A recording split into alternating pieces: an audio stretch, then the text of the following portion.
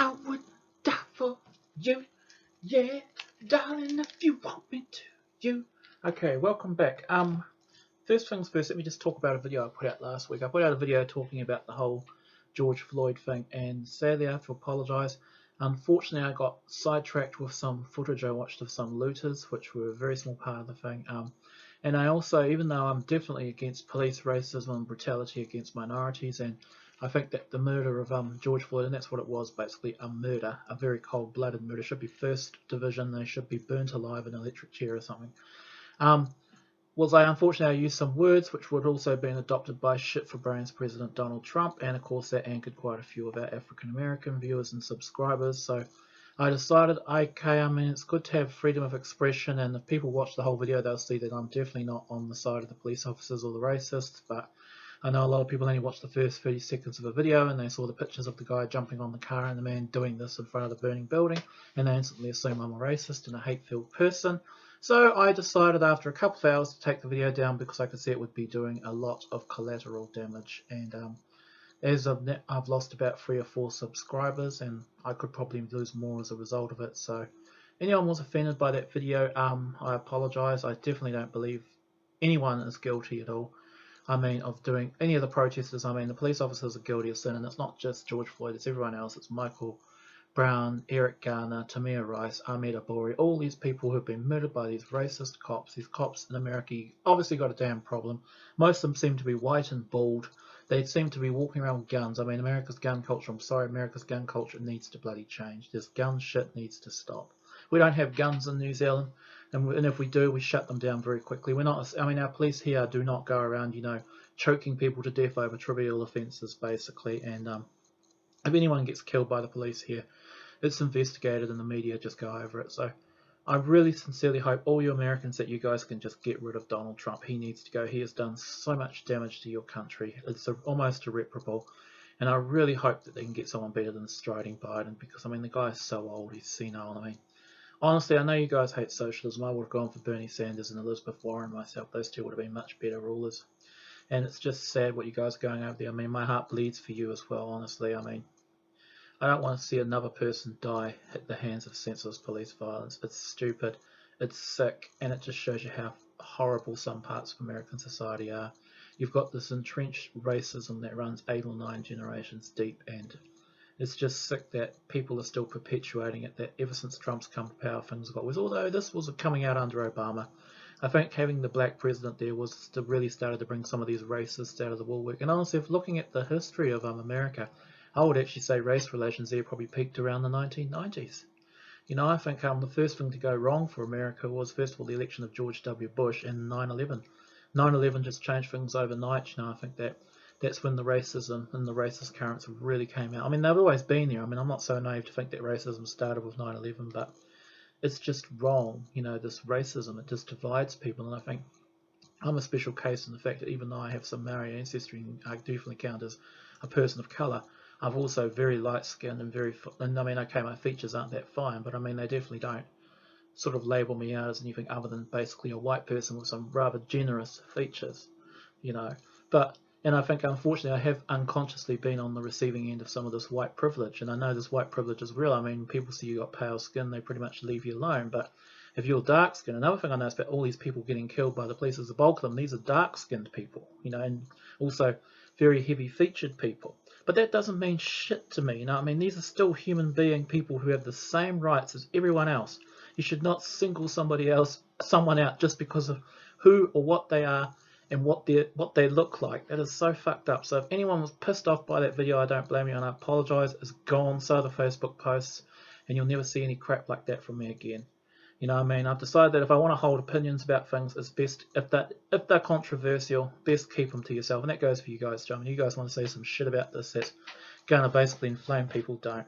Because as you can see, I mean, had I left that video up now, I'll probably be down to like 5 subscribers or something, but thank God the damn thing's gone.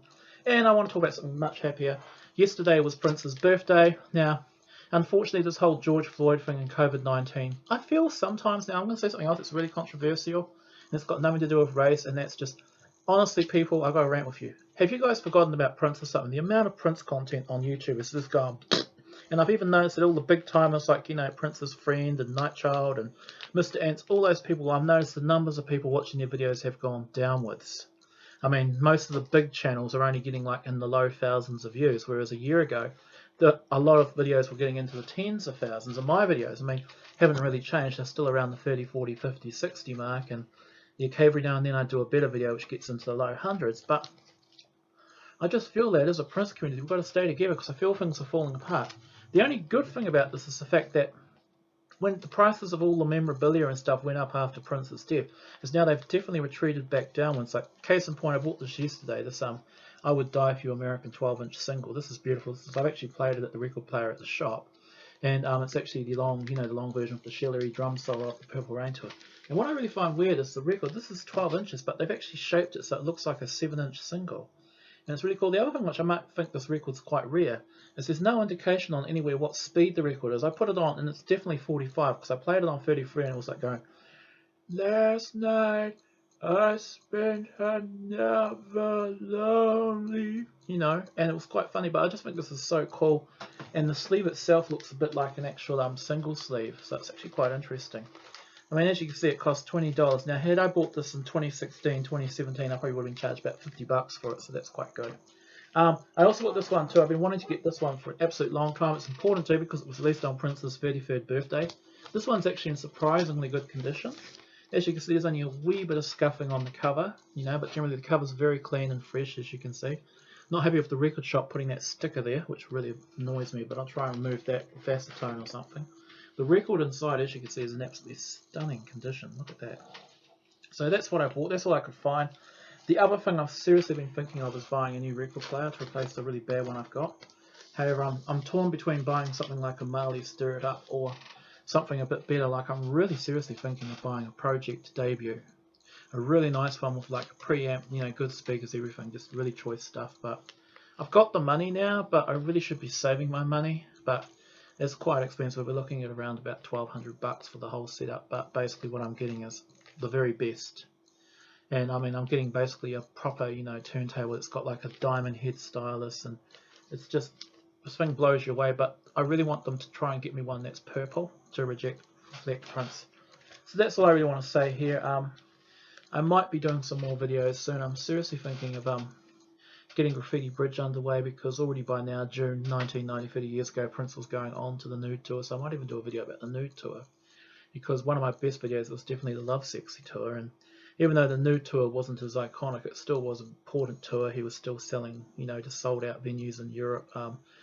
More importantly, for all us people who follow Prince's personal life, I mean, it was the tour where Prince met Maite Garcia. Basically, she went along to a concert in Barcelona, and she got backstage to meet Prince. And then again, he met up with her when he was going through Germany, and she actually stayed with him in his hotel for a couple of days, and they stayed in touch. And by this time, even though she's not credited, Maite was basically hanging around Paisley Park, pretty much. And there you are. So, peace and be well. I hope you can all get over me in this video. We need to stay safe from COVID-19 and all these protests. You know, these protests are better now because there's a lot less focus on, you know, the couple of undesirable elements, which one guy described it as, I mean, Antifa and the looters. I mean, they've all disappeared in the background, and now it's just the nice silent protests which are helping. I mean, not so much silent, but the protests that are actually getting through, you know, the ones where people are using gestures. Basically, you know, we've had enough. I love the fact that the mayor of Washington painted Black Lives Matter down the main street and actually put up a sign. I think that's just really good, and that's just a really good fuck you to Donald Trump. I mean, Donald Trump needs it, basically. I mean, I've never respected the guy. He's got no fucking credibility, basically. And I use the word like that without hesitation. The man is an idiot. I mean, all you Americans, you guys must know this. You guys must be sick of it, especially all of you African Americans and Hispanic Americans, and even all you poor Americans. Like, if you're not rich, you know, if you're like, you know, struggling for a living like all of us, you know what I mean? You can't be getting much joy under this guy as president, you know. I think it's all about people power. People can, you know, facilitate a change, and I think that's definitely what's happening with these protests, is the people are finally getting together and it's crossing over to everyone, and they're just saying, look, we have had enough. This shit needs to end now, so peace and be well.